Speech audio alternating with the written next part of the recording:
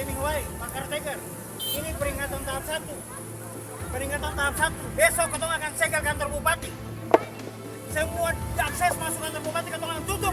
Kalau paksakan untuk ganti sama-sama. Ketong segel! Ketong segel! Ketong segel! Anda sebagai orang amat jangan provokasi ketong orang lain. Bete sambil krisis mau menunggu. Jalan! Ingat itu, ini peringatan tahap 1. Anda coba-coba ketong hadapi Anda.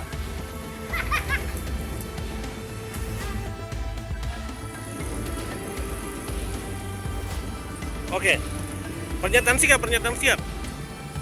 Jadi, Pak Caretaker ini tahap 1. Mulai besok seterusnya ketong akan pergi ke kantor bupati. Kalau Pak Caretaker tidak bijaksana. Bahwa ingat, sepanjang sejarah baru pernah ada anak-anak yang jadi camat kayak kecil. Dan beberapa jabatan yang lain. Kalau partai Pak Caretaker yang notabene orang luar datang dengan semena-mena mau ganti. Mohon maaf. Download Tribun X sekarang. Menghadirkan lokal menjadi Indonesia.